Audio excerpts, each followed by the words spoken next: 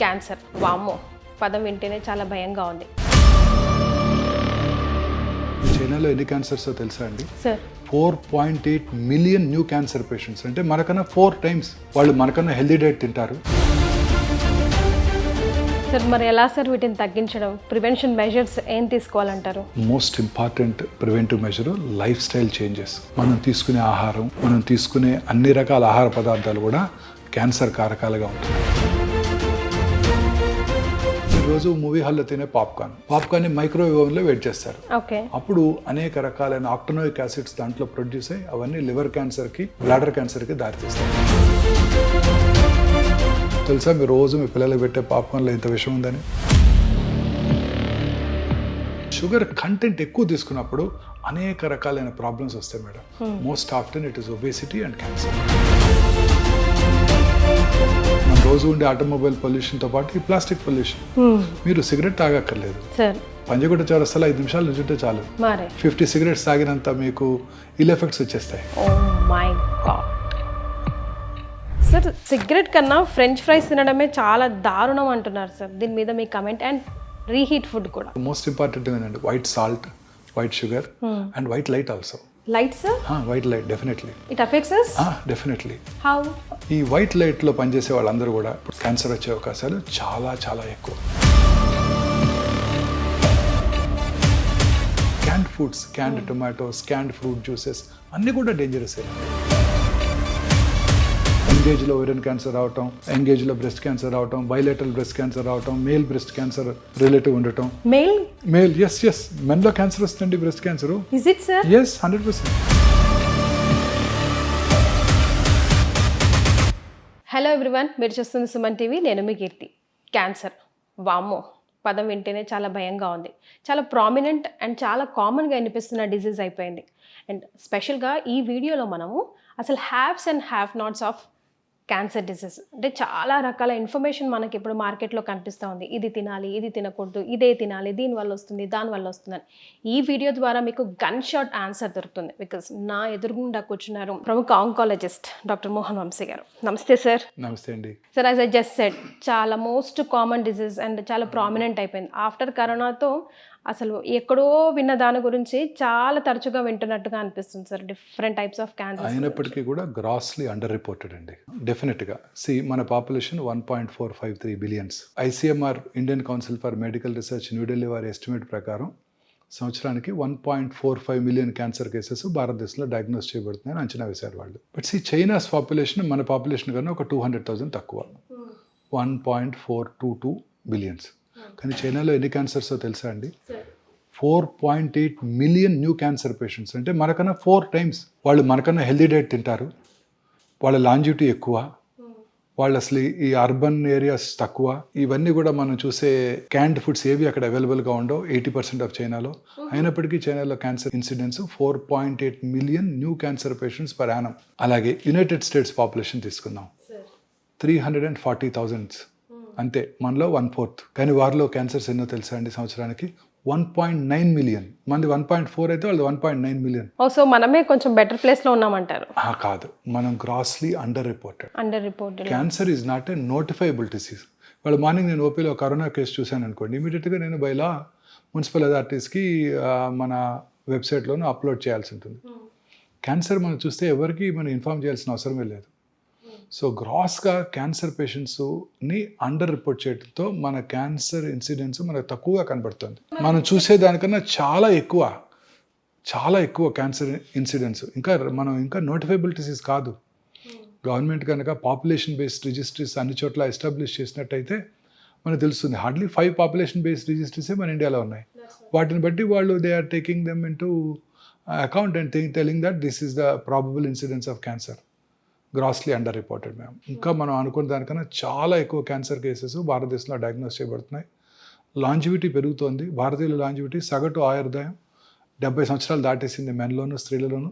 Cancer ఇన్సిడెన్సే పెరుగుతుంది రోజు రోజుకి. సార్ మరి ఎలా సార్ వీటిని తగ్గించడం, ప్రివెన్షన్ మెజర్స్ ఏం తీసుకోవాలంటారు? Most important preventive measure lifestyle changes. మనం తీసుకునే ఆహారం, మనం తీసుకునే అన్ని రకాల ఆహార పదార్థాలు కూడా క్యాన్సర్ కారకాలుగా ఉంటున్నాయి. ఇప్పుడు మనం తీసుకునే ఫుడ్, భారతదేశంలో క్యాన్సర్ ఇన్సిడెన్స్ అన్నిటికన్నా పంజాబ్ రాష్ట్రంలో ఎక్కువ. ఎందుకు సార్? కారణం ఏంటంటే వాళ్ళు మొదటగా వాళ్ళు ఫర్టిలైజర్స్ పెస్టిసైడ్స్ వాడింది వాళ్ళే. ఓకే. హైయెస్ట్ ఈల్డ్ కోసం గ్రెయిన్స్ దీనికోసం వాళ్ళు ఫెర్టిలైజర్స్ పెస్టిసైడ్ వాడింది వాళ్ళే. అందువల్ల అక్కడంతా కూడా గ్రౌండ్ వాటర్తో సహా అంతా కలుషితం అయిపోయాయి. ఇప్పటికి కూడా వాళ్ళు 2 crops, 1 rice 1 wheat crop ఉంటుంది. వాళ్ళకి మనలాగా తుఫాన్లు ఉండవు, చక్కటి క్రాప్ వస్తుంది. Richest state in the country. So richest state obviously they eat rich food, lot of fatty food, processed meats, processed foods, alcohol, drugs, in addition to fertilisers, pesticides. No wonder పంజాబ్లో cancer incidence చాలా ఎక్కువగా ఉంది. So ఈ processed foods అన్నీ కూడాను హానికరం అండి. ఉదాహరణకి జస్ట్ సింపుల్ తీసుకుందామండి, మీరు రోజు మూవీ హాల్లో తినే పాప్కార్న్ని మైక్రోవేవ్ ఓవెన్లో వెయిట్ చేస్తారు. ఓకే. అప్పుడు అనేక రకాలైన ఆక్టనోయిక్ యాసిడ్స్ దాంట్లో ప్రొడ్యూస్ అయ్యి అవన్నీ లివర్ క్యాన్సర్కి, బ్లాడర్ క్యాన్సర్కి దారితీస్తాయి. తెలుసా మీరు రోజు మీ పిల్లలకు పెట్టే పాప్కార్న్లో ఇంత విషయం ఉందని? లేదు సార్. మీరు రోజు కూల్ డ్రింక్స్ తాగేస్తుంటాం. ప్రపంచంలో అందరికన్నా ఎక్కువ కూల్ డ్రింక్స్ తాగేది మన దేశమే. ఓ, యునైటెడ్ స్టేట్స్ కన్నా యూరోప్ కన్నా ఎక్కువ తాగేస్తున్నాం కూల్ డ్రింక్స్. అన్ని కూల్ డ్రింక్స్లో కూడా మీరు ఎన్నో రిపోర్ట్స్ వచ్చాయి, దాంట్లో పెస్టిసైడ్ అవశేషాలు ఉన్నాయి, అన్ని రకాల అవశేషాలు ఉన్నాయి. అవే కాకుండా కూల్ డ్రింక్స్లో హై షుగరీ కంటెంట్ ఉంటుంది. ఈవెన్ డైట్ డ్రింక్స్లో కూడా షుగర్ కంటెంట్ ఎక్కువే ఉంటుంది మేడం. వీటన్నిటి వలన ఈ హై షుగర్, డెఫినెట్లీ షుగర్, చాలామంది అడుగుతుంటారు క్యాన్సర్ పేషెంట్స్ నన్ను, షుగర్ తీసుకుంటే క్యాన్సర్ పెరిగిపోతుందంట కదా, క్యాన్సర్ వచ్చిన వాళ్ళు షుగర్ తినకూడదంట కదా. అది కరెక్ట్ కాదు. అన్ని మితాహారం తీసుకోవాలి. ఎవ్రీథింగ్ ఇన్ మోడరేషన్ ఉండాలి. కానీ మోడరేషన్. మనకి కార్బోహైడ్రేట్ అవసరం, ప్రోటీన్ అవసరం, ఫ్యాట్ అవసరం, ఆయిల్ కూడా అవసరమే. సో ఈ షుగర్ కంటెంట్ ఎక్కువ తీసుకున్నప్పుడు అనేక రకాలైన ప్రాబ్లమ్స్ వస్తాయి madam. Most often it is obesity and cancer, in addition to cardiovascular diseases. చాలా కామన్గా చూస్తున్నామండి. సో ఈ కోలాస్ ఇవన్నీ కూడా మనం పూర్తిగా అవాయిడ్ చేయాల్సి ఉంటుందండి. ఈ కోలాస్ అన్నీ కూడా అన్ని రకాల షుగరీ డ్రింక్స్. ఇప్పుడు పాప్కార్న్ అన్నారు కదా సార్, ప్రాబ్లం పాప్కార్న్ తోనా లేకపోతే ఓవెన్ లో చేయడం వల్ల? ఓవెన్లో చేయడం వల్ల. That's what we have to, because oven big no. అలాగే దిస్ నాన్ స్టిక్ ప్యాన్స్, వాటిలో ఉండే మనం దోశ వేసినప్పుడల్లా దాంట్లో ఉండే కెమికల్ మన దోశలోకి వస్తుంది, దోశతో పాటు మనకు వస్తుంది. స్లో పాయిజనింగ్ అన్ని రకాలుగా కూడా. మైక్రోవేవ్ ఓవెన్స్, మన చేతులతో మనం తింటూ పిల్లలకు పెట్టేస్తాం. ప్లాస్టిక్ సెషెస్లో మనం స్టోర్ చేస్తున్నాము, ప్లాస్టిక్ కప్స్లో మనం తాగుతున్నాము కాఫీ. ఇవన్నీ కూడాను డెఫినెట్గా ప్లాస్టిక్, పొద్దున్నే లెగిస్తే plastic mug, plastic brush, synthetic toothpaste, వేడి నీళ్ళు ఆ ప్లాస్టిక్ బకెట్లో, ఆ ప్లాస్టిక్ స్మెల్లోకి వస్తున్నాయి. ప్లాస్టిక్ నానో పార్టికల్స్ అనేక రకాల ఫుడ్ పార్టికల్స్లో ఉంటున్నాయని సైంటిస్టులు రోజు చెప్తున్నారు. Food scientist, food safety authorities అనేక రకాలైన ఈ ప్లాస్టిక్ యూసేజ్. మార్నింగ్ లేవగానే కార్లోకి వెళ్ళగానే it's all full of plastic inside. మన సమ్మర్ హీట్లో ఆ ప్లాస్టిక్లో ఉన్న కొన్ని సబ్స్టెన్సెస్ ఎవాపరేట్ అయ్యి అవన్నీ టాక్సిక్ గ్యాసెస్ మనం రోజు ఇన్హేల్ చేస్తున్నాం. In addition to automobile pollution, మన రోజు ఉండే ఆటోమొబైల్ పొల్యూషన్తో పాటు ఈ ప్లాస్టిక్ పొల్యూషన్. మీరు సిగరెట్ తాగక్కర్లేదు, పంజగుట్ట చౌరస్తాలో 5 నిమిషాలు నుంచుంటే చాలు, 50 సిగరెట్స్ తాగినంత మీకు ఇల్ ఎఫెక్ట్స్ వచ్చేస్తాయి. సో అన్ని రకాలుగాను ఈ ఆటోమొబైల్ పొల్యూషను, ఫుడ్ పొల్యూషను, ఇవన్నీ కూడా మనకు అనేక రకాలుగా క్యాన్సర్ అవడానికి దోహదం చేస్తున్నాయి. అన్ని రకాల ఇండస్ట్రీస్ అండి. ఇప్పుడు ఉదాహరణకి రామగుండమే తీసుకుందామండి. Open cast mines, coal burn చేయడం జరుగుతుంది. Thermal power plant vicinity 1 kilometre ఉన్న వాళ్ళందరూ కూడా క్యాన్సర్ వచ్చే అవకాశాలు ఎక్కువ ఉంటాయండి. ఫర్టిలైజర్ ప్లాంట్, గ్రానైట్ కింద అండర్ గ్రౌండ్లో, ఇవన్నీ కూడాను క్యాన్సర్ కారటానికి దోహదం చేస్తున్నాయండి. సరే, ఇవన్నీ అవాయిడ్ చేయలేమే కదా మనం? అన్ని అవాయిడ్ చేయలేము. మరి ఇంకేం చేయాలి? స్లోగా అనేక దేశాలు వీటిని అన్నింటిని అవాయిడ్ చేస్తున్నాయండి. ఇప్పుడు మనం చేస్తున్నది, మన గవర్నమెంట్ కూడా is on the job that renewable energy. So ఇదంతా కూడాను అన్ని రకాల ఇన్సెంటివ్స్ ఇస్తున్నారు కదండి. సోలార్ ప్యానెల్స్ పెట్టుకుంటే ప్రతి హౌస్ మీద సోలార్ ప్యానెల్ పెట్టుకోవడానికి, సో దట్ ఫ్యూచర్లో థర్మల్ పవర్, అటామిక్ పవర్ పూర్తిగా అవాయిడ్ చేసుకోవడానికి, ఇవన్నీ కూడా మనకి యూస్ఫుల్ అవబోతున్నాయి. సార్, సిగరెట్ కన్నా ఫ్రెంచ్ ఫ్రైస్ తినడమే చాలా దారుణం అంటున్నారు సార్. దీని మీద మీ కమెంట్? అండ్ రీహీట్ ఫుడ్ కూడా. Yes, so reused oils, reheated foods, especially non vegetarian items, French fries, ఇవన్నీ కూడా డేంజరస్ అండి. I will just enumerate 7 white substances అండి. First one is white bread అంటే మైదాతో చేస్తారండి. ఇది వైట్ ఫ్లోర్ అంటే మైదానే. ఈ మైదా తయారీలో అనేక రకాలైన కెమికల్స్ వాడుతుంటారండి. ఆ కెమికల్స్ అన్నీ కూడా కార్సినోజెన్సే. అన్ని రకాల కెమికల్స్ కూడా కార్సినోజెన్సే. మైదా తయారీ అంతా కూడా కెమికల్ కార్సినోజెన్స్. సార్, మనకన్నా వెస్టర్న్ కంట్రీసే కదా సార్ వైట్ ఫుడ్ మీద, ఈ మైదా స్పెషల్లీ బ్రెడ్స్ మీద ఎక్కువ. అందుకే కదండి అక్కడ క్యాన్సర్స్ చాలా ఎక్కువనే అంటారు. ఇప్పుడు చూసాం కదా యునైటెడ్ స్టేట్స్. మరి ఇప్పుడు వాళ్ళు ఎలా డెవలప్డ్ అయ్యారు? మనం ఇంకా అండర్ డెవలప్డ్ ఎందుకున్నాము? That is different. వాళ్ళు తీసుకునే ఫుడ్ ఐటమ్ వల్లే వాళ్ళ క్యాన్సర్స్ ఎక్కువ వస్తున్నాయి. ఇప్పుడు మీకు యునైటెడ్ స్టేట్స్లో 300,000 పాపులేషన్కి 1.9 మిలియన్ క్యాన్సర్స్, చాలా ఎక్కువ కదండి. చాలా. అర్బనైజేషన్ పెరిగే కొద్దీ క్యాన్సర్ ఇన్సిడెన్స్ పెరిగిపోతుంది. సో ఈ white flour, white rice is ఆ స్టేపుల్ ఫుడ్. అవునండి, దాని దంపుడు బియ్యం తింటాం బెటరు, హ్యాండ్ పౌండ్ రైస్, ఇవి చాలా 100 రెట్లు బెటర్. మా చిన్నప్పుడు కూడా దంపుడు బియ్యమే అందుబాటులో ఉండేది. సో మీరు చూసుంటుంది పిల్లలు కాబట్టి. సో దంపుడు white rice, white pasta, white potatoes even definitely. మీరు చెప్పారు ఇప్పుడే మీరు ఫ్రెంచ్ ఫ్రైస్ అని, they are very dangerous. Potato is a simple carbohydrate. చాలా మంది చెప్తుంటారు పొటాటోని కాంప్లెక్స్ కార్బోహైడ్రేట్ చేయొచ్చు అంట. పొటాటోని ముందుగా బాయిల్ చేసేసి దాన్ని ఫ్రిడ్జ్లో ఉంచేసేసి నెక్స్ట్ మార్నింగ్ దాన్ని కనుక తిన్నట్టయితే దాని కాంప్లెక్స్ కార్బోహైడ్రేట్ అయిపోతుంది, అంటే స్లోగా షుగర్ రిలీజ్ అవుతుంది. ఇవన్నీ కూడా డేంజరస్ అండి, అన్నీ వైట్స్. ఇంకా నేను లాస్ట్ చెప్పాల్సిన మోస్ట్ ఇంపార్టెంట్ ఏంటంటే white salt, white sugar and white light also. Lights? White light definitely it affects us? Definitely. ఎలా? ఈ వైట్ లైట్లో పనిచేసే వాళ్ళందరూ కూడా, ఇప్పుడు మీరు రోజు గచ్చిబౌలి వస్తుంటే టాల్ టవర్స్ ఉంటాయి, ఆ టవర్స్ నిండా వైట్ లైట్ వెలుగుతూ ఉంటుంది. విమెన్ అండ్ మెన్ రాత్రంతా పనిచేస్తుంటారు ఈ బీపీఓ ఆఫీసెస్లో వాళ్ళ టైమింగ్స్కి. కరెక్ట్. సో వాళ్ళందరికీ కూడా క్యాన్సర్ వచ్చే అవకాశాలు చాలా చాలా ఎక్కువ. రాత్రిపూట మీరు ప్రశాంతంగా అర్లీగా భోజనం చేసేసి, మన పాత అలవాటు ప్రకారం సన్సెట్కి ముందే భోజనం చేసేసి చక్కగా 8కో 9కో పడుకొని నిద్రపోయి బెడ్ లైట్ కూడా పెట్టుకోకుండా, లైట్ వేసుకోకుండా పొద్దున్న 5 గంటల లెగిస్తే మీ క్యాన్సర్ వచ్చే అవకాశాలు సగానికి సగం తగ్గిపోతాయి. అలా కనుక మీరు పడుకుంటే 1 o'clock 2 o'clock మెలటోనిన్ అనే హార్మోన్ ఉత్పత్తి అవుతుందండి. ఆ melatonin hormone it has a strong anti cancer properties. So ఆ టైంలోనే ఎక్కువ రిలీజ్ అవుతుంది. మనం అంతా కూడా రాత్రి లేట్గా ఇంటికి వెళ్తున్నాము, 9కో 10కో 11కో ఇంటికి వెళ్ళాక అప్పుడు డిన్నర్ చేస్తున్నాము, అప్పుడు మళ్ళీ టీవీ చూస్తున్నాం చాలాసేపు, ఆ తర్వాత పడుకునే ముందు ఆ బ్లూ స్క్రీను, మొబైల్ స్క్రీన్లో మెసేజ్లు, న్యూస్ చూసి అప్పుడు పడుకుంటున్నాం. It disturbs, melatonin hormone production తగ్గిపోతుంది. వీళ్ళందరిలో క్యాన్సర్ వచ్చే అవకాశాలు ఎక్కువైపోతున్నాయి. అందుకే అర్బనైజేషన్ పెరిగే కొద్దీ క్యాన్సర్ వచ్చే అవకాశాలు పెరిగిపోతున్నాయి. ఈ ప్రాసెస్డ్ ఫుడ్స్ అన్నీ అవే కదండి. Canned foods, canned tomatoes, canned fruit juices అన్నీ కూడా డేంజరసేనండి. Fresh fruit juices, fresh fruits అవి కనుక తిన్నట్టయితే క్యాన్సర్స్ రాకుండా ఉంటాయి. సో మనం డెవలప్ అవుతున్నాము, అన్ని రెడీమేడ్ అని మనం అనుకుంటున్నాం, అన్ని చకచకా జరిగిపోతున్నాయి. పొద్దున్నే వాడే సీరియల్ దగ్గర నుంచి అన్నీ డేంజరసే. మీరు వాడే ఆ పామ్ ఆయిల్, సీరియల్ ఓపెన్ చేసి చూడండి, మీ పిల్లలకు పెట్టే సీరియల్స్, దాని చాకోస్, ఇంకేవో చాలా అంటాం, అన్ని కూడా క్యాండే, అన్నీ క్యాండ్ ఫుడ్సే. సరే ఇప్పుడు మనం అసలు తినకూడదని చెప్పాం కదా, అసలు లైక్ ప్రివెంటివ్ మెజర్స్లో తినాల్సినవి ఏమైనా సజెస్ట్ చేయగలమా? డెఫినెట్గా అండి. ప్రతిదాన్ని స్వాప్ చేసుకోవటమే మనం.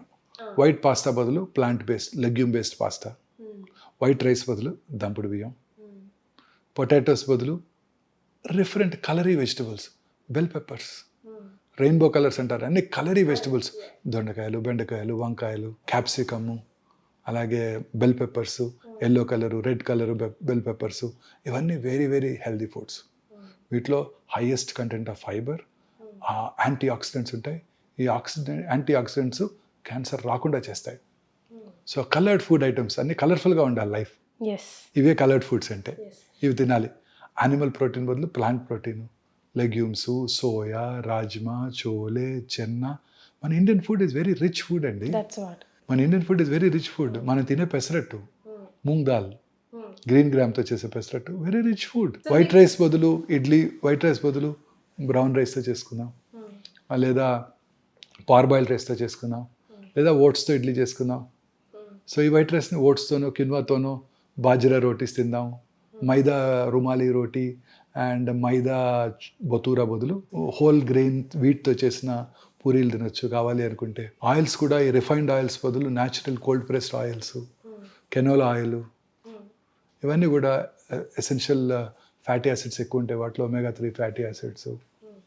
తర్వాత సీ ఫుడ్స్ వాటిలో highest content of omega 3 fatty acids ఉంటాయి, సాల్మన్ వాటిల్లో.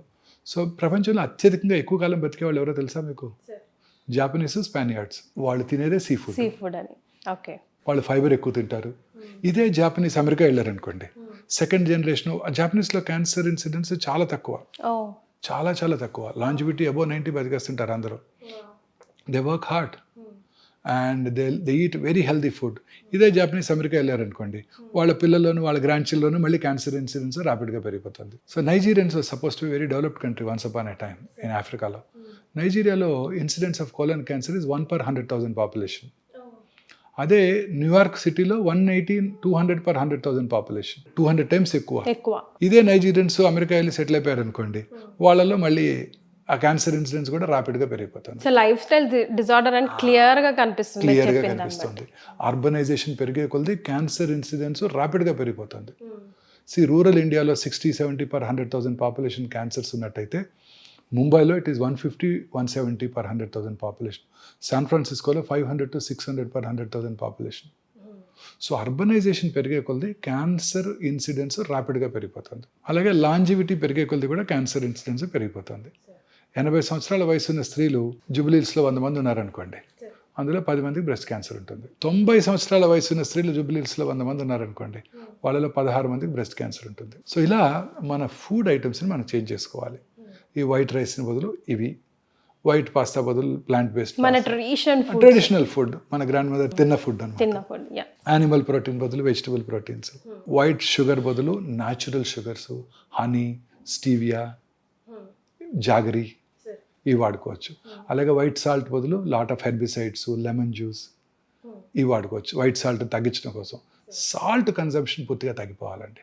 అన్ని రకాల జబ్బులకి ఈ వైట్ షుగర్, వైట్ సాల్టే కారణం, వైట్ రైస్తో పాటు. మన సౌత్ ఇండియాలో హైయెస్ట్ అనేది ఈ మూడే. మనం వైట్ ఫ్లోర్తో చేసే స్వీట్స్, మనం తినే స్వీట్స్ అన్నీ కూడా white flour, pastries, burgers, pizzas అన్నీ వైట్ ఫ్లోర్తో చేసేవే. పైగా మనం తినే ట్రెడిషనల్ స్వీట్స్ కూడా ఎక్సెప్ట్ కొన్ని బేసిన్ లడ్డు అలాంటివి తప్ప మిగతా అన్ని కూడా వైట్ ఫ్లోర్తో చేసేవే, ఇంక్లూడింగ్ గులాబ్ జామున్ అన్నీ వైట్ ఫ్లోర్తో చేసేవే. ఇవన్నీ డేంజరస్ ఏనండి. సో ఫైబర్ కంటెంట్ ఎక్కువగా ఉండే ఫుడ్ తీసుకోవాలి మనం. ఇదే తీసుకున్నట్టయితే డెఫినెట్గా మనం క్యాన్సర్ రాకుండా చేసుకోవచ్చు. మన పిల్లలు ఎప్పటి నుంచే ప్రమోట్ చేయాలి, మన గ్రాండ్ చిల్డ్రన్ పిల్లల్లోనూ ఇప్పటి నుంచే ప్రమోట్ చేయాలి ఈ హ్యాబిట్స్.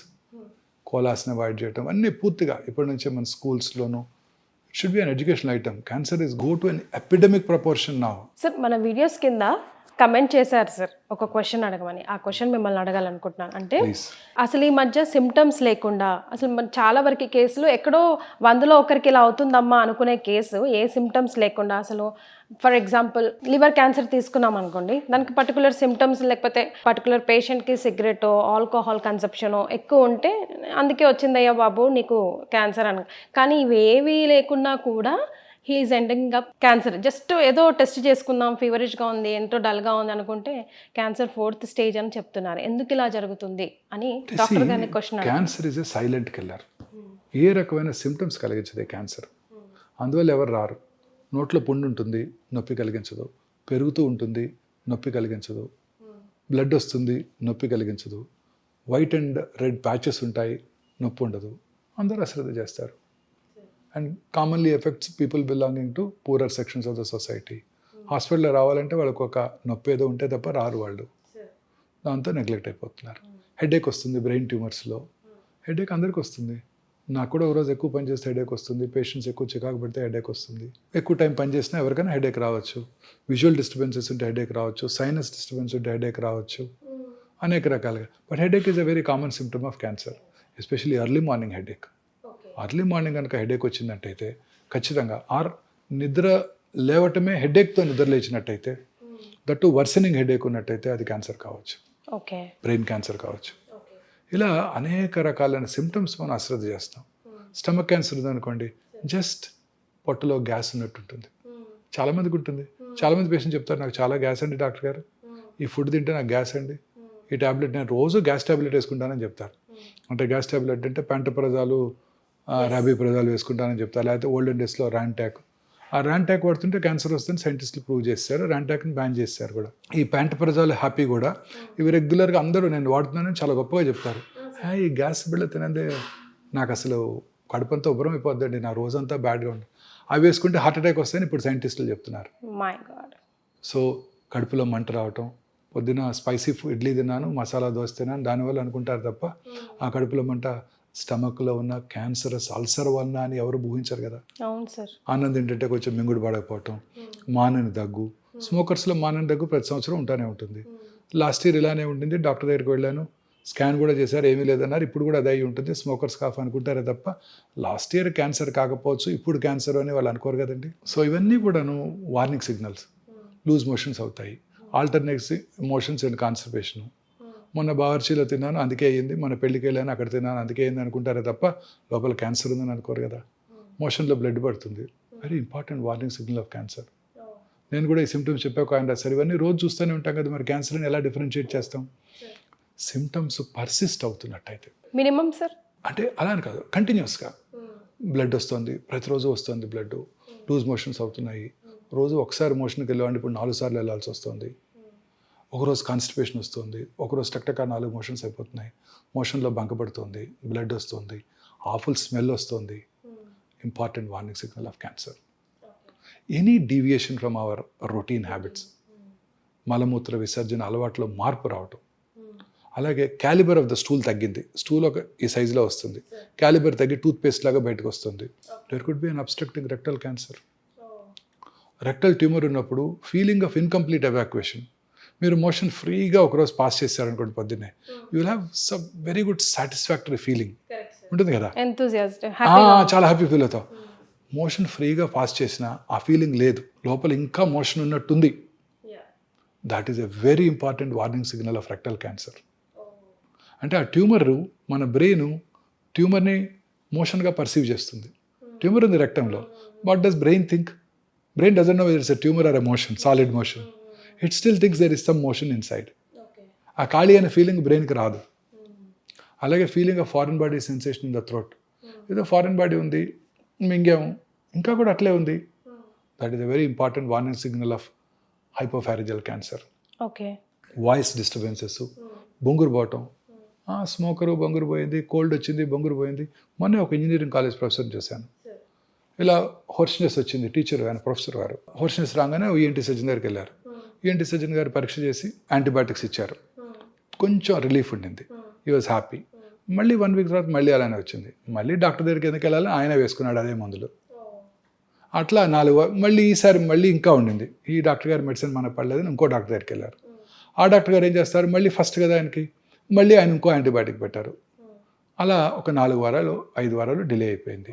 స్టేజ్ 1 క్యాన్సర్ స్టేజ్ 3 అయిపోయింది. నేను మొత్తం వాయిస్ బాక్సే తీయాల్సి వచ్చింది ఆయనకి. చాలా కామన్ ప్రాబ్లం ఇండియాలో ఇది.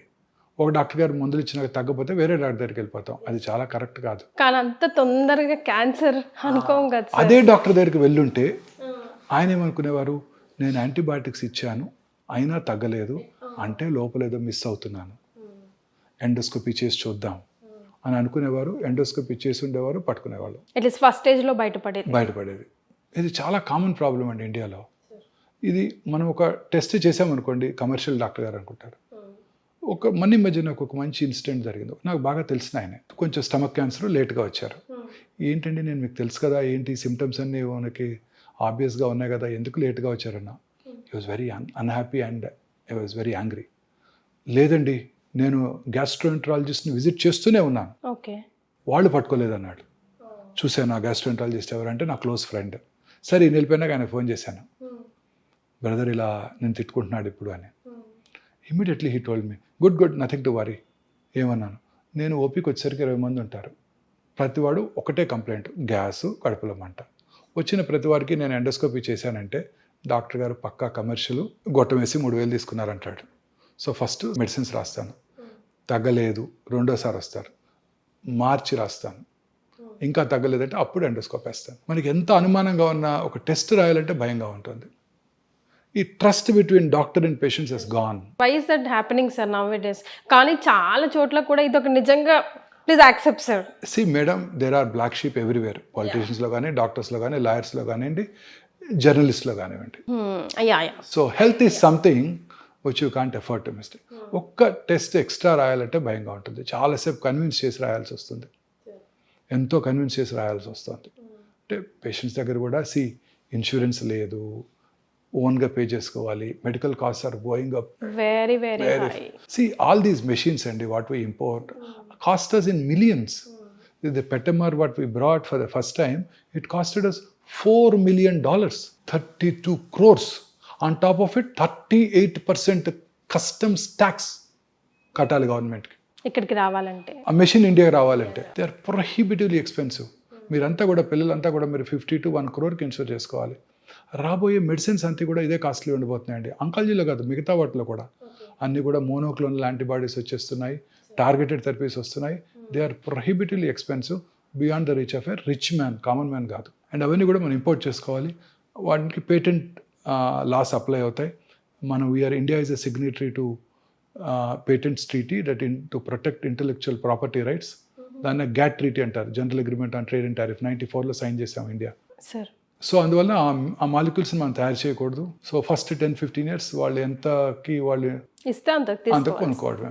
సో అందువలన ఈ హెల్త్ కేర్ కాస్ట్ బాగా పెరిగిపోతున్నాయి అన్నమాట. సో అలాగే క్యాన్సర్లో కూడా ఇంకా అనేక రకాలైన మనకి ప్రివెంటివ్ మెజర్స్ ఉన్నాయండి క్యాన్సర్లో. లైఫ్ స్టైల్ ఫ్యాక్టర్సే కాకుండా ఇంకా చాలా ఉన్నాయండి. ఫర్ ఎగ్జాంపుల్ అందులో ముఖ్యమైనది జెనెటిక్ ఫ్యాక్టర్స్.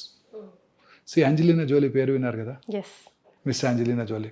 2011లోనే అంటే 13 years బ్యాక్ వారు 2 బ్రెస్ట్లు 2 ovaries తీయించేసుకున్నారు. She was positive for BRCA1 BRCA2 mutations, gene mutations positive ఉండబట్టి. ఏ ఏజ్లో చేసుకోవాలి సార్ అట్లా టెస్ట్లు మనం? అదే దానికి డెఫినెటివ్ ఇండికేషన్స్ ఉన్నాయి. Hereditary breast ovarian cancer syndrome, ఆ 2 పాజిటివ్ ఉంటే 100% బ్రెస్ట్ క్యాన్సర్ వస్తుంది, 90% ఓవేరియన్ క్యాన్సర్ వస్తుంది. సో ముందే తీయించేసుకున్నారు. దట్స్ బెటర్ అంటారా sir? Suggestible. That is called risk reduction surgeries. So చాలామంది స్త్రీల్లో ఎర్లీ ఏజ్లో బ్రెస్ట్ క్యాన్సర్ వచ్చినప్పుడు, ఓవేరియన్ క్యాన్సర్ వచ్చినప్పుడు వాళ్ళు జెనెటిక్ టెస్టింగ్ ఇండియాలో ఇప్పుడు అవైలబుల్గా ఉంది. ఒకప్పుడు 3.5 లక్షలు ఉండేది, ఇప్పుడు 7-8 వేలకు చేసేస్తున్నారు. చేయించుకోవడం ద్వారా ఆ క్యాన్సర్ అవటాన్ని, ఈ జన్యుపరమైన మ్యూటేషన్ ఈ స్త్రీలో ఉందా లేదా తెలిసిపోతుంది. తద్వారా మనం రిస్క్ రిడక్షన్ సర్జరీ చేసుకోవడం ద్వారా క్యాన్సర్ రాకుండా చేసుకోవచ్చు. అసలు ఎలా తెలుసుకోవాలి సార్ మన జీన్లో ఉందా లేదా? Blood test. Simple blood test. Okay. ఆ అనుమానం అసలు ఎప్పుడు రావాలి? ఇప్పుడు నేనున్నాను, నాకు అనుమానం అంటే ఇండికేషన్ మీకు మీ దగ్గర ఫ్యామిలీలో మీ own family members, first degree రిలేటివ్స్లో ఓవేరియన్ క్యాన్సర్ పేషెంట్, ఎంగేజ్లో ఓవేరియన్ క్యాన్సర్ రావటం, ఎంగేజ్లో బ్రెస్ట్ క్యాన్సర్ రావటం, బైలేటరల్ బ్రెస్ట్ క్యాన్సర్ రావటం, మేల్ బ్రెస్ట్ క్యాన్సర్ రిలేటివ్ ఉండటం. మేల్ ఎస్ మెన్లో క్యాన్సర్ వస్తుంది breast cancer. Is it sir? Yes 100%. నేను ఎక్కడో చదివాను కానీ అనుకున్నాను. లేదండి, మగవాళ్ళు కూడా బ్రెస్ట్ క్యాన్సర్ వస్తుంది. మన దగ్గర ఉన్నాయా sir? So many cases. Oh my God. See breast cancer రావడానికి ముఖ్యమైన risk factor feminine gender. But మెన్లో కూడా బ్రెస్ట్ గ్లాండ్స్ ఉంటాయి, ఎట్రోఫీ అయిపోతాయి, వాళ్ళలో కూడా క్యాన్సర్ వస్తుంది. సో అందుకని మెన్ కూడా వాళ్ళ నిప్పుల కింద, ఏరియాల కింద లంప్ ఉన్నట్టయితే అశ్రద్ధ చేయకుండా ఆంకాలజిస్ట్ చూపించుకోవడం మంచిది. అండ్ ప్రోగ్నోసిస్ ఈ సేమ్. అర్లీగా డయాగ్నోస్ చేస్తే తొందరగా క్యూర్ అవడానికి అవకాశం ఉంది. మెన్లో ఫ్యాట్ ఉండదు కాబట్టి డైరెక్ట్గా మజిల్లోకి వెళ్ళిపోతుంది, సో తొందరగా పాకిపోతుంది. సో చాలా కేర్ఫుల్గా ఉండాలి. ఇవన్నీ చాలా ఇంపార్టెంట్ అండి. ఎన్విరాన్మెంటల్ ఫ్యాక్టర్స్ ఆల్రెడీ మాట్లాడేసాము. తర్వాత ఫ్రెష్ ఫ్రూట్స్, వెజిటబుల్స్ డిస్కస్ చేసాము. Regular exercise very important. ఊబకాయం ఉన్న వాళ్ళందరిలో కూడా క్యాన్సర్ ఉంటుంది. లీన్ బాడీ మాస్ మెయింటైన్ చేసినట్టయితే క్యాన్సర్ రాకుండా చేసుకోవచ్చు సన్నగా ఉండేవాళ్ళు. కానీ ఇంకొకది ఉంది, సన్నగా పొడుగ్గా ఉండే స్త్రీల్లో బ్రెస్ట్ క్యాన్సర్ ఇన్సిడెన్స్ పొట్టిగా ఉండే వాళ్ళకన్నా ఎక్కువ అంట. హైట్ పీపుల్నే కదా సార్ అందరూ ఇష్టపడతామా? మళ్ళీ ఇదో ట్విస్ట్ మళ్ళీ ఎందుకు సార్ అలాగా? We really don't know, these are epidemiological data. Okay. So అలాగే ఇంకొన్ని జెనెటిక్ ఫ్యాక్టర్స్ ఉన్నాయండి. ఫెమిలియల్ ఎడినోమెటస్ పాలిపోసిస్ కోలి అంటారు. అంటే వాళ్ళలో మొత్తం రెక్టమ్ అంతా కూడా పాలిప్స్ ఉంటే క్యాన్సర్గా మారుతాయి. సో అలా ఆ FAP జీన్ ఉన్నవాళ్ళు ముందుగానే కోలను తీయించేసుకున్నట్టయితే టోటల్ ప్రాక్టోకలెక్టమీ, క్యాన్సర్ రాకుండా చేసుకోవచ్చు. తర్వాత కొన్ని రకాల థైరాయిడ్ క్యాన్సర్స్ ఉన్నాయి. Medullary carcinoma thyroid, red gene అంటారు. ఆ రెడ్ జీన్ ఉన్న వాళ్ళలో చిన్నప్పుడే ఫస్ట్ 1 year లోపలే వాళ్ళు కనుక థైరాయిడెక్టమీ చేసేస్తే ఆ క్యాన్సర్ రాకుండా చేసుకోవచ్చు. కానీ చాలా అలర్ట్గా ఉండడం ఇవాళ రేపు చాలా ఇంపార్టెంట్ కదా సార్? అవునండి. తర్వాత ఈ చాలామంది స్త్రీలు కొన్ని రకాల హార్మోన్స్ తీసుకునేవాళ్ళు ఇంత ముందు కాలంలో. హార్మోన్ రిప్లేస్మెంట్ థెరపీ అనేవారు. ఎర్లీగా మెనోపాజ్ వచ్చిన వాళ్ళు ఆ మెనోపాజ్ సిమ్టమ్స్ని అవాయిడ్ చేయడానికి చాలా కామన్గా, నేను కెరియర్ స్టార్ట్ చేసినప్పుడు 20 years back it was very commonly used this thing, oestrogen pills, combined oestrogen progesterone pills to prevent post menopausal side effects.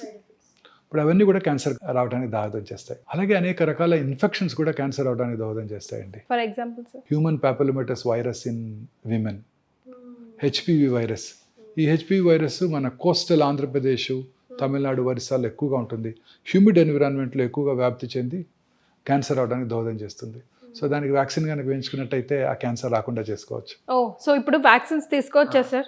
ఈ క్యాన్సర్కి, సర్వైకల్ క్యాన్సర్కి పిల్లలందరూ 10 ఏళ్ళు రాగానే ఫస్ట్ ఆ వ్యాక్సిన్ ఇచ్చేసినట్టయితే 10 yearsకి స్మాల్ పాక్స్ని, పోలియోని ఎట్లా ఎరాడికేట్ చేసామో ఈ క్యాన్సర్ని కూడా మనం ఎరాడికేట్ చేసుకోవచ్చు. పెళ్ళైన వాళ్ళు కూడా తీసుకోవచ్చు, బట్ ముందుగా లేదని టెస్ట్ చేసుకోవాలి. 1 year పాటు ప్రెగ్నెన్సీ అవాయిడ్ చేయాలి. 45 years లోపల అందరిని కూడా నా government recommends vaccine. Okay, for cervical cancer. అలాగే హెపటైటిస్ బి వైరస్, ఆ వైరస్ ఇన్ఫెక్షన్ ఉన్న వాళ్ళలో సిరాసిస్, పోర్టల్ హైపర్ టెన్షన్ వచ్చి వాళ్ళలో కూడా లివర్ సెల్ క్యాన్సర్ వచ్చే అవకాశాలు ఎక్కువ ఉంటాయి. సో అందుకని ఇప్పుడు కోర్స్ మన యూనివర్సల్ ఇమ్యునైజేషన్ ప్రోగ్రాంలో ఇప్పుడున్న పిల్లలందరికీ హెపటైటిస్ వైరస్ వ్యాక్సిన్ ఇచ్చేస్తున్నారు ఓకే, రొటీన్గా. పిల్లలందరికీ మన పీడియాట్రిషియన్స్ గవర్నమెంట్ హాస్పిటల్స్లో ఫ్రీగా కూడా ఇస్తున్నారు.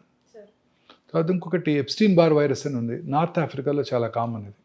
వాళ్ళలో లింఫోమాస్ వచ్చే అవకాశాలు ఎక్కువ ఉంటాయి. హెచ్ఐవి ఉన్న వాళ్ళందరికీ కూడా క్యాన్సర్ వస్తుంది. అదే గిఫ్ట్ అంటే మళ్ళీ ఇంకో గిఫ్ట్ ఫాలో సార్. హెచ్ఐవి ఉన్న వాళ్ళందరూ క్యూర్ అయిపోతుంది. ఇప్పుడు హెచ్ఐవికి ఎఫెక్టివ్ ఎఫిషియంట్ మేనేజ్మెంట్ వచ్చేసింది. ఆ లాంగ్ టర్మ్ హెచ్ఐవి ఉన్న వాళ్ళలో ఇమ్యూనో డెఫిషియన్సీ ఉంటుందండి. ఇమ్యూనో డెఫిషియన్సీ ఉన్న వాళ్ళలో క్యాన్సర్స్ వస్తాయి. మన బాడీలో రెగ్యులర్గా మ్యూటేషన్స్ జరుగుతుంటాయండి. ఆ మ్యూటేషన్స్ కొన్ని క్యాన్సర్కి లీడ్ చేస్తాయి. But body has its own innate capacity to break that chain. అంటే ఆ మ్యూటేషన్ జరిగినప్పుడు ఆ మ్యూటేషన్ని నల్లిఫై చేసే ఎఫెక్ట్ మన బాడీకి ఉంటుంది. ఆ ఎఫెక్ట్నే మనం ఇమ్యూనిటీ అంటాం కలోక్యల్గా, రోగ నిరోధక శక్తి అంటాం తెలుగులో. ఈ ఇమ్యూనిటీ బాగున్నప్పుడు కరోనా రాదు, క్యాన్సర్ రాదు, కరోనరీ ఆర్టరీ డిసీజ్ రాదు, సెరిబ్రోవాస్కులర్ యాక్సిడెంట్ కూడా రాదు. ఈ ఇమ్యూనిటీ బాగుండాలి. ఈ హెచ్ఐవి ఉన్న వాళ్ళ దగ్గరికి ఇమ్యూనిటీ తగ్గిపోతుంది. అందువలన క్యాన్సర్స్ చాలా ఎక్కువగా చూస్తుంటాం వీళ్ళందరిలో కూడా, ఎస్పెషలీ లింఫోమాస్. అండ్ ఇక్కడే ఇంకొక ఇంపార్టెంట్ విషయం చెప్పాలండి. 34 ఏళ్ళుగా ఆంకాలజీ ప్రాక్టీస్ చేశాక నేను కనుక్కున్నది ఏంటంటే, నేను చేసే ట్రీట్మెంట్ కన్నా, అంటే మేము చేసే ఇంగ్లీష్ మెడిసిన్స్, ఈ కీమోథెరపీ, సర్జరీ, రేడియేషన్ అన్నిటికన్నా పేషెంట్ యొక్క మానసిక ప్రశాంతత క్యాన్సర్ రాకుండా, క్యాన్సర్ తిరగబెట్టకుండా క్యాన్సర్ని క్యూర్ చేయడానికి హెల్ప్ చేస్తుందండి. 100%. ఇన్ని సంవత్సరాలు ప్రాక్టీస్ చేశాక, అలోపతి మెడిసిన్ ప్రాక్టీస్ చేశాక నేను తెలుసుకుంది ఇదేనండి.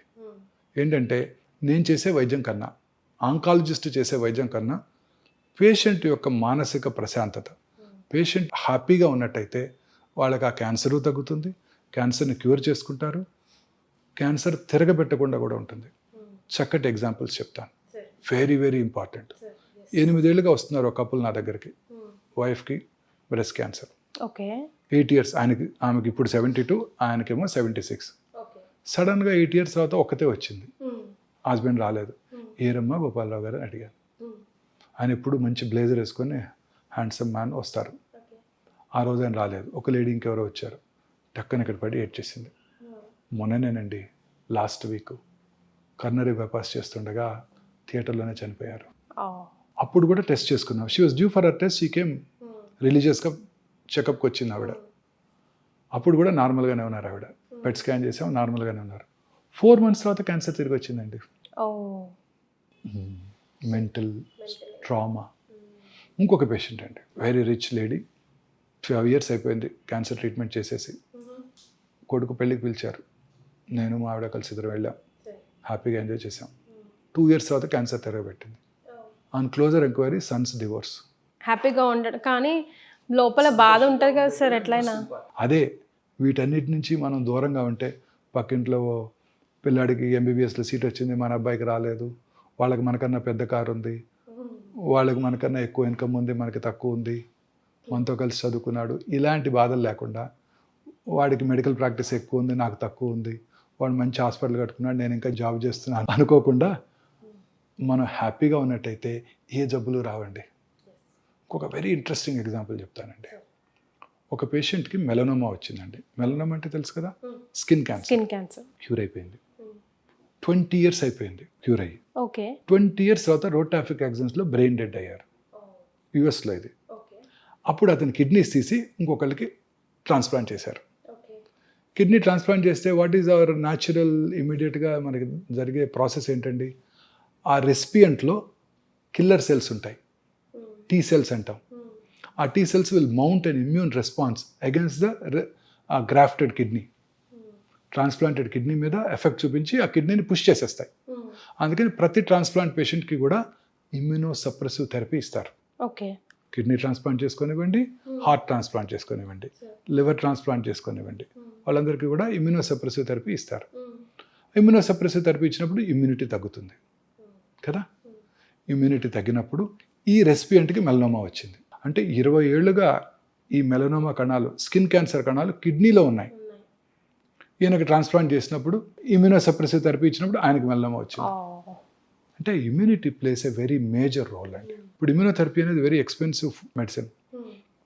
ఇమ్యూనోథెరపీ ఏం చేస్తుందంటే ఈ మన టీ సెల్స్ అని చెప్పాను ఇందాక, కిల్లర్ సెల్స్, అవి మన బాడీలోకి వైరస్ వచ్చినా, బ్యాక్టీరియా వచ్చినా, క్యాన్సర్ కణం వచ్చినా, లేదా ఒక ఆర్గాన్ని ట్రాన్స్ప్లాంట్ చేయించుకున్నా, అవి they mount a response and try to kill that. Okay. Cancer is very smart. Cancer cells are much smarter than scientist. అవేం చేస్తాయి, ఈ కిల్లర్ సెల్స్ని బ్లాక్ చేస్తాయి. ఇమ్యూనోథెరపీ ఏం చేస్తుందంటే మాస్క్ చేస్తాయి, వీటిని అన్మాస్క్ చేస్తుంది.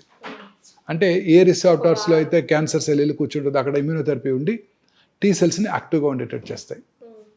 ఆ టీ సెల్స్ వెళ్ళి ఆ క్యాన్సర్ని కిల్ చేస్తాయి. టీ సెల్స్ యాక్టివేట్ అవ్వాలంటే ఏం చేయాలి? ఇమ్యూనోథెరపీ ఒకటే కాదు, మన న్యాచురల్ ఇమ్యూనోథెరపీ, సంతోషంగా ఉండటం, మానసికంగా ప్రశాంతంగా ఉండటం, చక్కగా నిద్రపోవటం. Sleep is a very important immune booster. కానీ ఈ మధ్య చాలా కేసెస్ ఉన్నాయి సార్, స్లీప్ డిసార్డర్, పిల్లల్లో పెద్దల్లో అందరిలో కూడా. రోజుకి 7-8 గంటలు కనుక ప్రశాంతంగా నిద్రపోతే ఏ జబ్బులు రావండి. ఆ రోజంతా కూడా తర్వాత హ్యాపీగా ఉంటే కరోనా రాదు, కరోనరీ ఆర్టరీ డిసీజ్ రాదు, సెర్బ్రోవాస్కులర్ యాక్సిడెంట్ రాదు, క్యాన్సర్ కూడా రాదు, ఏది రాదు. సో ఇవి చాలా ఇంపార్టెంట్. మానసిక ఆందోళన, తర్వాత స్ట్రెస్ మేనేజ్మెంట్, రెగ్యులర్ ఎక్సర్సైజెస్, ఇవన్నీ. తర్వాత ఈ ఇండస్ట్రియల్ పొల్యూషన్ అండి, aluminium industry, rubber industry, dye industry, batteries, nickel cadmium batteries, uranium, మొన్న యురేనియం మైనింగ్ని ఆంధ్రప్రదేశ్లో అడ్డుకున్నారు. ఇవన్నీ కూడాను టాక్సిన్స్ ఏనండి. రెగ్యులర్గా బార్బర్స్ రోజు ఒక 2-3 డై వేశారనుకోండి, అది కూడా టాక్సిటీ. వాళ్ళు ఇన్హేల్ చేస్తారు కదా. ఫార్మాస్యూటికల్ ఇండస్ట్రీ అండి, తెలియకుండా వాళ్ళు ఇన్హేల్ చేస్తారు, ఏరోసాల్ ఎఫెక్ట్ అంటాం. వాళ్ళు ఇన్హేల్ చేస్తారు. ఇన్హేల్ చేసినప్పుడు లాంగ్ టర్మ్, ఇప్పుడు నేను మేనేజరియల్ పొజిషన్లో ఉన్నాను, నేను ఇప్పుడు ఆఫీస్లో కూర్చుంటాను, బట్ 10 ఏళ్ల క్రితం నేను ఎక్స్పోజ్ అయ్యాను పారాసెటమాల్కో దేనికో ఏదో ఒక మెడిసిన్కి. I'm seeing so many patients now. అందరూ 50s, 60s టాప్ మేనేజరియల్ పొజిషన్లో ఉన్న ఫార్మస్యూటికల్ కంపెనీస్లో పనిచేసే ఎగ్జిక్యూటివ్స్, మేనేజర్స్, అందరిలో ఇప్పుడు చాలా మందిలో క్యాన్సర్ చూస్తున్నానండి. ఇప్పుడు ఎక్కడ పనిచేసామంటే అది ఫలానా ఫార్మస్యూటికల్ ఇండస్ట్రీ, ఫలానా pharmaceutical industry. Hyderabad is the world capital of pharmaceutical industry. So no wonder we're getting so many patients from this pharmaceutical companies. తర్వాత sun exposure is very important for us. సన్లైట్కి expose అవ్వకపోతే అనేక రకాలైన అనర్థాలకు దారితీస్తుంది.